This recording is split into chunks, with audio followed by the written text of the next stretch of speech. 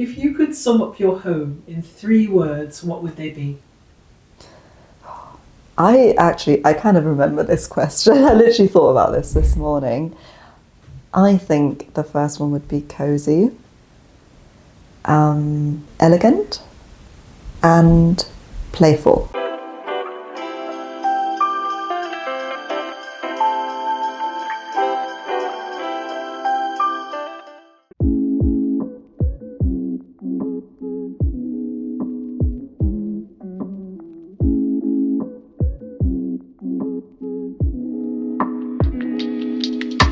I think cozy for me is also top of the list.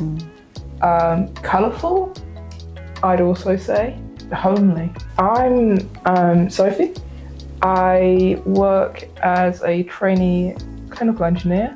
I do a bit of improv comedy. I will happily convert people to that if they'll let me talk. I also am quite passionate about the outdoors and nature, and I feel like that shows in this home as well.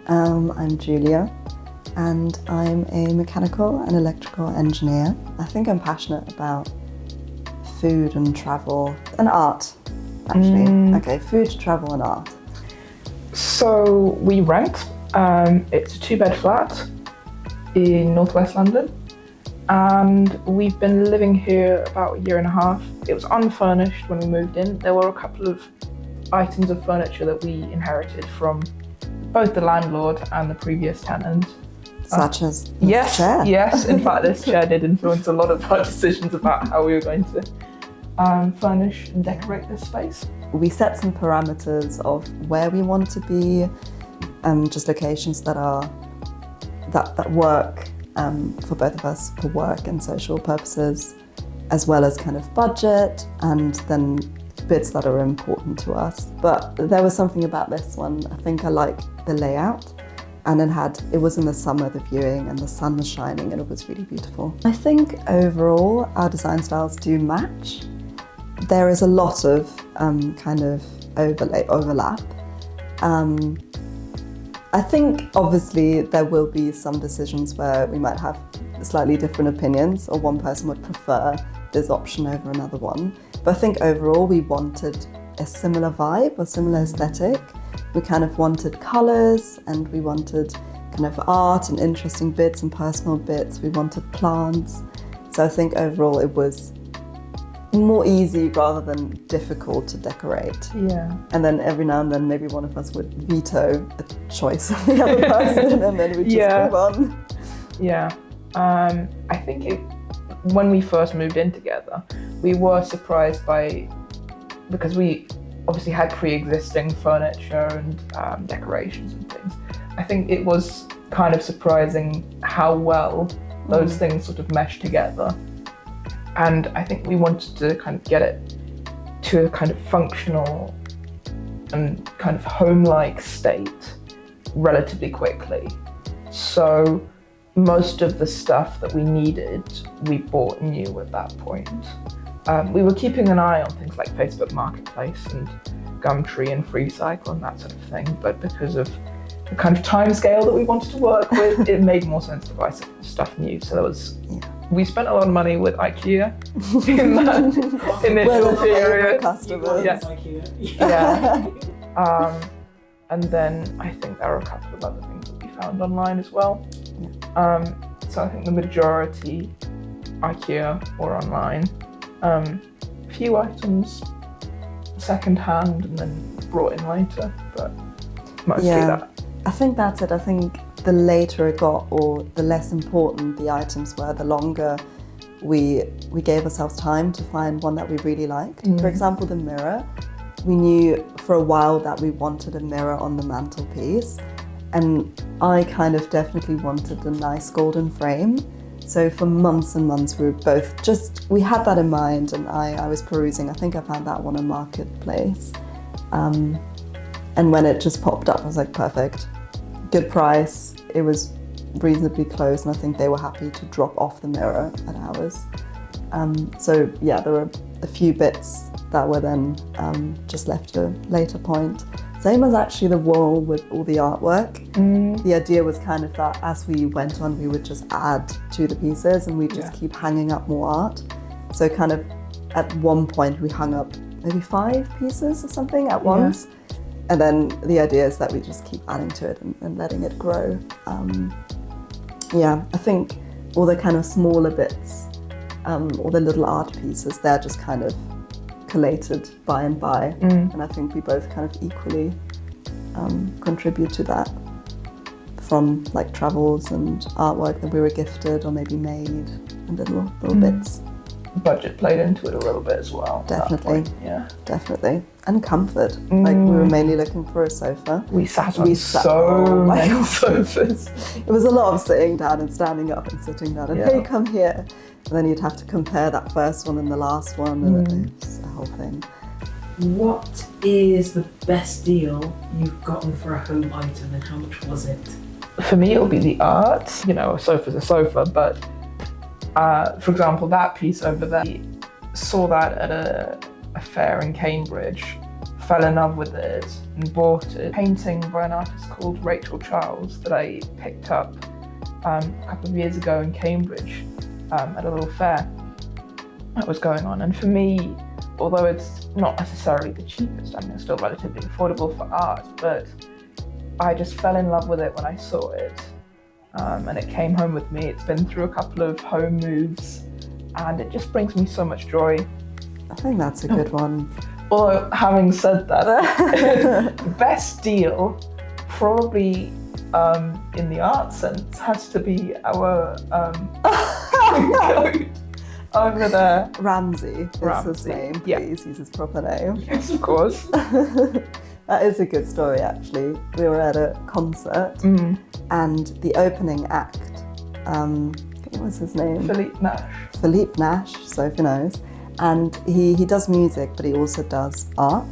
And at the end of the show, he was kind of in the back and he was talking to people and selling merchandise and art. And one of those pieces was this lovely print of a ram. And both of us kind of started talking to him or his band member for a little bit, and I really wanted that ram. But it was not a lot of money to begin with, but we tried to pay with a card, and he had one of those little white payment things, and it just wasn't working, and they were trying to get it to work for a good 10 or 15 minutes, and it just wasn't working. And then Philippe at some point was like, you know what, just like come to the next gig I do, and just rolled up the piece and gave it to us. So we got it from free, from the artist himself. And then on the way home, which is the worst bit, I looked in my purse and I realised I had cash on me all along. I could have definitely given him some cash, but I didn't check because I never have cash on me. But yeah, that is a pretty good deal because we paid zero for it. I have painted something for this flat, which is there behind me. So that has impacted, I guess, the flat. It's where we host people as well. Yeah. Because it's a combined living and dining room. So we've got dining table, we've got the sofa. It doesn't really make sense to be anywhere else when we spend time together. Or apart. Very true. The kitchen is great, but it's I think the minimum size that it could be for a 2-bed flat. So I can think of numerous occasions where conversations have started in the kitchen and it just gets very full and you're always in the way. You're always standing in front of the cabinet that the person who's cooking needs to get into. Somehow I feel like there's just a sixth sense of that and you just know where to stand to be the most obstructive person possible in that moment. That's very true. So although I love what comes out of the kitchen, this is my favourite room. Yeah. And what is your signature home scent if you have one? I quite like citrusy, fresh smelling ones and then kind of earthy wooden ones. And I think I'm quite a fan of like a woodsy sort of. Yes. But I think that's where kind of our overlap is. If you had to stay on a remote island, what piece would you need to bring to not get homesick? How? This piece. Ah! I'd probably come back to one of the paintings because there's a couple of paintings that have kind of come with me through several house moves and I've just had that continuity with them throughout the last like 5-10 years. And I guess they just represent where I've settled and where I am in life right now. So it's that sort of thing that would kind of make something home to me. It might have to be something really, really sentimental, like maybe a stuffed animal I grew up with, that sort of thing. Or I would like to say a candle with the smell that I always smell at home, but we have so many different ones with so many different smells that there's not really one obvious one to pick. Ramsey's punching the air right now. He feels so betrayed. I'm so sorry, Ramsey. I do love you. You're too new. We'll get there one day. Yeah. We need to build some rapport. Do you play music at home? And if so, what do you play? Well, there is the piano right here, which I do play in theory more than in practice. I want to play more. And I got this actually so that I could play more. And I do wish I did it more. This is a good reminder actually, I should start playing more. But yeah, I play the piano. Yeah, I mean, I play the saxophone, not very frequently, but I do play. But to be fair, my musical taste is expressed more through the music that I listen to. If I'm specifically listening to music and taking the time to listen to music, I've got my hi-fi setup over there, which is one of the items I think again that has travelled with me through a number of home moves. And I have my CD collection, and again there's definitely some sentimental connections there, where I've bought CDs at various points in my life or from various concerts. I have to say it's a point against this sort of vinyl rediscovery, because I often go up to merch tables and I see the vinyl and I go, do you have a CD? I don't have a CD. And it's that awkward in between. Because vinyl is now so vintage and retro, it's come back. Yeah. CDs aren't old enough to be that. But they're too old for people to still have them. I like the physical medium and this sort of physical expression of my music taste and where I've been. But for me, vinyl is firstly too expensive, and secondly, it's never going to be as good a sound quality as CDs. I'm personally pro CD over vinyl. I think it's how I've started, so it's how I mean to go on. And I think it's something that I've inherited from my parents as well, who have an extensive CD collection. So in a way, this connects me to them as well. There's a lot of music playing in this flat for sure. Yeah, most often it's whatever musical we've been to see recently. So we did go through a real Wicked phase. Oh God, yeah. Are we out of it yet? Really? Not really. We could burst into song at any moment. My love of nature and the outdoors really plays, especially into the art that I choose to buy and hang up. So yeah, a lot of the things that have come from me are very outdoor focused. Obviously I also love bringing the outdoors in, so having all of these plants in the house and keeping them alive is great. And that does make a massive difference, especially in the living room. That's where we have basically all of our plants. And I think kind of getting new ones or getting cuttings from friends and then propagating them and then potting them up. Yeah, I think that's probably actually the biggest one. Yeah, and to be fair, the food and the cooking feeds into that slightly. True. Because a lot of the cuttings are in jars and bottles and things that have come from the kitchen. Yeah, we have a little soy sauce bottle over there. I love which that. I think is a lovely shape. Yeah, oh yeah, that cutting is... It's alive though, there's a leaf coming out of it. I love to read, and I think that's also really clear from the way that we've arranged this room in particular. Because we've got a whole bookshelf full of books there, another little one down here. which does bring some life and colour into the room as well. It's quite busy up there, but it gives you an insight into the people who live here as well. And their taste in books. You can find anything here.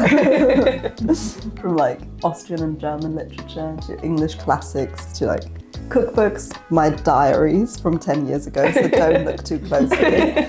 There's very personal stuff in there. Yeah, reading is a good one actually. Yeah, we do have a lot of books. And I think travel also.